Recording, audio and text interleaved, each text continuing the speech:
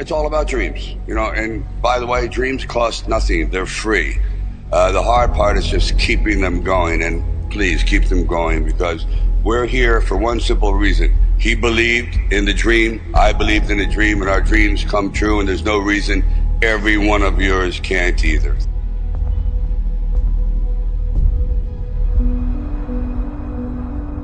I used to sit in this little apartment, and it was a room. As a matter of fact, the room was so small, I remember I was able to open up the window and close the door while sitting on the bed at the same time. It was like 8 feet by 8 feet by 9 feet.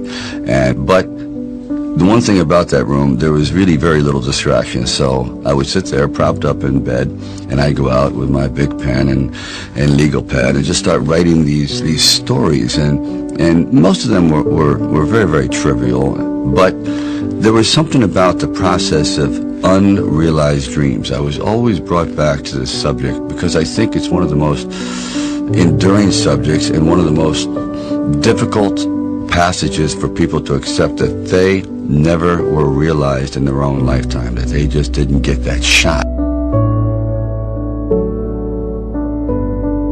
I decided it was a time to come to California, so I went to California, and I moved in the valley, and things weren't going very, very well there. As a matter of fact, I had to go out and try to sell my dog, because it was either do that or he just was not going to be very well fed. And then one night, I went to see Muhammad Ali fight. For one brief moment, this supposed stumble bum turned out to be magnificent in the fact that he lasted and knocked the champion down. I said, boy, if this isn't a metaphor for life.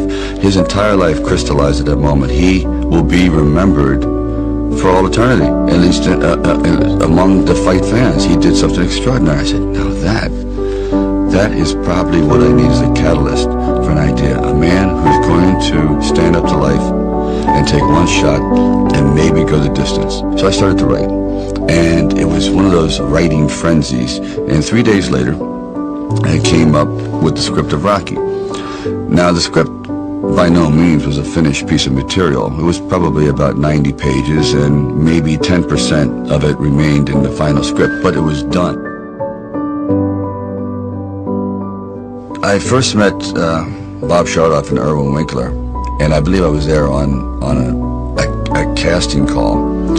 So we're talking a little bit, and I guess I really wasn't right for the acting part. And on the way out, I said, oh, I don't know if it matters, but I do a little bit of writing. He goes, really? He says, yeah, I'm writing this story. I have this thing about wrestlers, and I might do something about boxing. Well, he says, well, bring it around. And I thought, if I hadn't stopped on the way out, that's why I tell all actors or writers, don't give up, keep talking. Eventually you might hit a nerve somewhere and they go, come on back.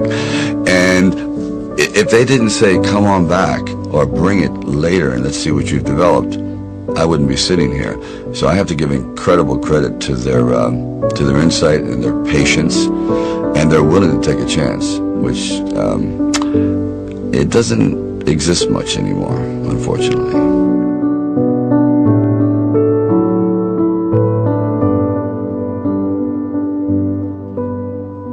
Originally, when I brought the script to them, they were fairly enthusiastic about it. The one thing they were not enthusiastic about was me playing the part, and I really can't blame them at the time, but there was something inside of me that this opportunity is never going to come around, and I really wasn't used to money, and I had no idea of what I would be missing, but the temptation started to come forward. First it was 25 grand and $100,000. I go, well, I never heard of 100,000, because I had like $106 in the bank, and like I said, I had to sell my dog, and things were not looking very, very good.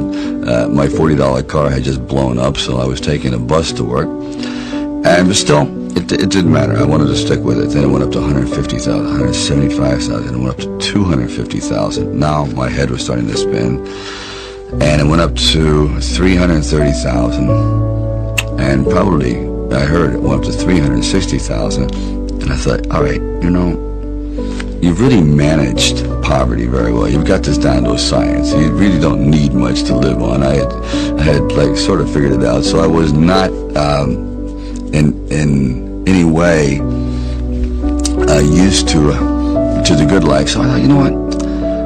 If I know in the back of my mind, if I sell this script and it does very, very well, I'm going to jump off a building. And if I'm not in it. So this is one of those things where you just roll the dice and you fly by the proverbial seat of your pants. Say, all right, I got to try it. I got to just do it. I may be totally wrong, and I'm going to be taking a lot of people down with me, but I just believe in it.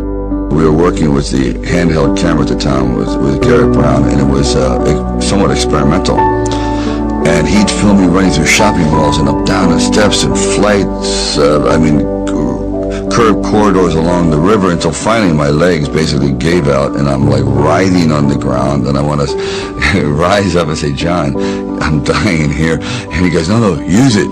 Use the pain. I said, for what? I mean, I'm in misery. He goes, well, no, it's giving your character, it's giving him some depth.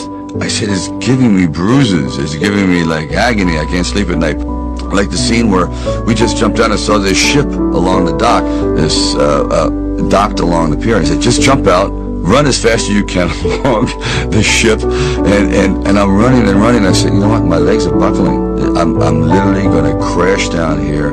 Teeth are going to go, jaw, face. I'm just going to be ground down to this flat-faced image. Please. And I just barely made it.